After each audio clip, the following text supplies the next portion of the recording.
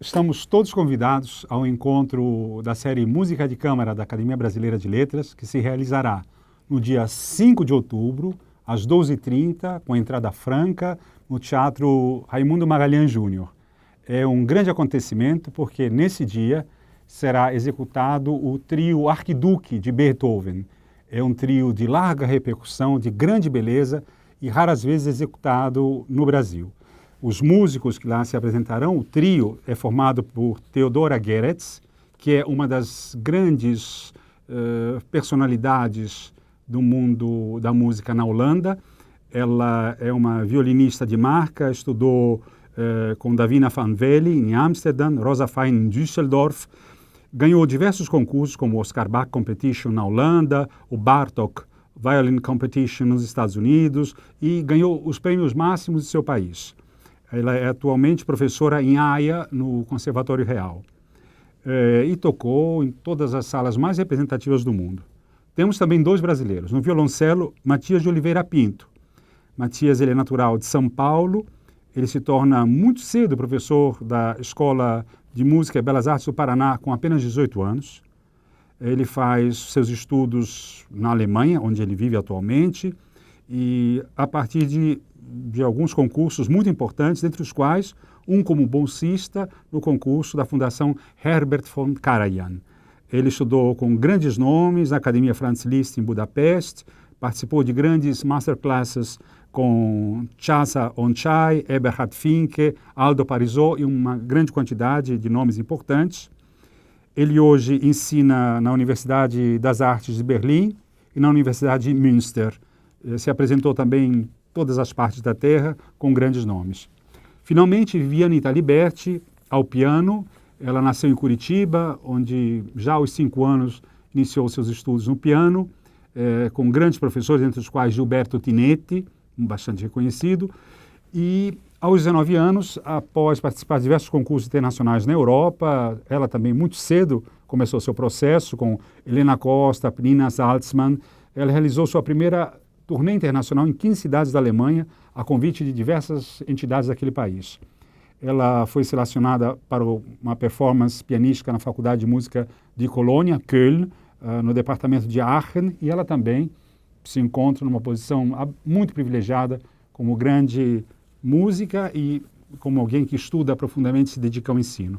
Quanto ao belíssimo trio Arquiduque de Beethoven, Herz-Herzog, como se chama no original, ele tem esse nome porque ele foi dedicado ao arquiduque Rudolf von Österreich, Rodolfo da Áustria. E ele pode variar com o Opus 7 ou o Opus 97, é uma pequena variação justamente da obra pianística de Beethoven. É um trio que foi escrito entre a 7ª e a 8ª Sinfonia. É sempre interessante dar uma perspectiva panorâmica de quando ele foi escrito, né? Ele foi apresentado em Viena em 1814 e reescrito e publicado em 1816. Nessa apresentação de Viena é interessante sublinhar que Beethoven, que sempre foi um grande virtuoso, além de todas as qualidades que o constituem como marca fundamental na história da música clássica, ou erudita, ou de câmara, como queiram, era, portanto, uma espécie de canto de cisne do virtuosismo de Beethoven, porque a sua surdez, como foi testemunhada por Spohr, um violinista que estava na plateia, que conhecia bastante bem e acompanhava Beethoven e tinha grande admiração por ele, reconhecia que os pianíssimos eram praticamente inaudíveis e que os fortíssimos, ou aqueles em que a expressão precisava ser mais intensa, eram martelados de modo insuportável. Portanto, é uma história muito triste de um ocaso das apresentações de Beethoven para o público. É uma obra muito importante porque contida, uma obra que, como disse, escrita entre duas grandes sinfonias, ela tem uma espécie, ela ainda é domável num certo sentido na sua expressividade e não há grandes explosões típicas da obra de Beethoven. Há uma grande homogeneidade, por assim dizer, embora explosões, staccatos, diferenciações de registros permaneçam vivos em sua própria obra, como nessa também. Interessante é a atribuição para alguns instrumentos. Por exemplo, o violoncelo, ele já não sublinha uma emoção ou não participa em paralelo. Ele já ganha uma voz solo, o que dá, enfim, uma contemporaneidade muito importante para essa situação. Ou então, no quarto e último movimento, quando o piano faz um galope excepcional, invertendo também um pouco a relação desses três instrumentos, que são o violino, o violoncelo e o piano. O primeiro movimento é um allegro moderato, 4x4, em si bemol maior.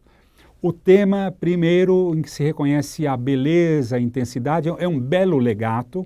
Esse legato ele vai ser discutido e distribuído pelos três instrumentos, cada qual a seu modo, dentro daquela sublime matemática que é a poética de Beethoven. Tomada uma sentença, ela é distribuída pelas múltiplas partes, com alguns ornamentos muito bem determinados, economicamente constituídos, belos trinados cromáticos, por exemplo, e alguns pizzicatos, num certo divertissement que acontecerá sempre mais intensamente no segundo movimento.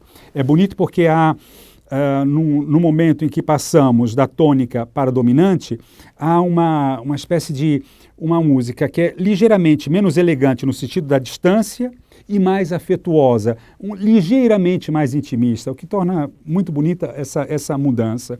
Existem algumas fragmentações das células rítmicas, que são um pouco mais diferenciadas, e a coda final, que se chama Appassionata, que é de uma grande beleza, reunindo os fragmentos do primeiro tema. O segundo movimento é um scherzo allegro, 3x4, em sol bemol maior. É interessante que ele é dividido em 5 partes, o fugato, frases ariosas, sempre num tom muito bem-humorado e muito próximo, como cabe justamente ao scherzo, sobretudo nas reverberações, no fraseado e em algumas ressonâncias. Uma belíssima região de pizzicatos e depois o legato das cordas, que formam uma bela passagem que vai se preparando como ponte mais minimalista, mais esgarçada, menos densa, preparando o próximo movimento, que é um andante cantabile 3x4 em Ré maior. É interessante porque há uma série de arpeggios muito delicados, intercinas, em fragmentos, numa bela excursão e reflexão lírica, mais intimista, extremamente sublime, com os seus pianíssimos. Os pianíssimos aqui são verdadeiras aquarelas que mereceriam grandes comentários, né? É precioso também esse diálogo entre o violino e o violoncelo, sobretudo quando acontecem mudanças na velocidade de expressão e cada compasso ganha um ritmo novo, o que deixa uma situação de suspensão que não se sabe bem para onde se vai, num certo sentido. Perde-se delicadamente aquele controle mozartiano. E, de alguma forma, acho que também se prefigura alguma parte da Grande Fuga, que será uma das obras fundamentais da contemporaneidade em relação a Beethoven. É interessante também que vamos observando uma belíssima coda, em que essas várias mudanças vão preparando também como ponte o quarto, que é um allegro, o quarto movimento, que é um allegro moderato, 2x4, em si bemol maior. Ele é mais um rondó do que outra forma, não é?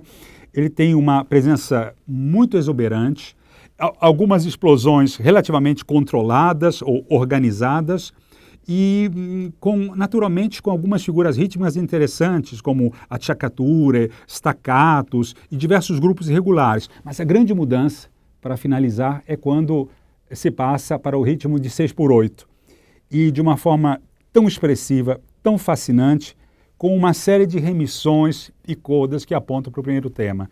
A explicação ficou um pouco grande, mas não ainda é suficiente. Mas ela talvez traduza o entusiasmo pessoal da série Música de Câmara da Academia Brasileira de Letras para um evento muito importante para o qual todos são convidados. Muito obrigado.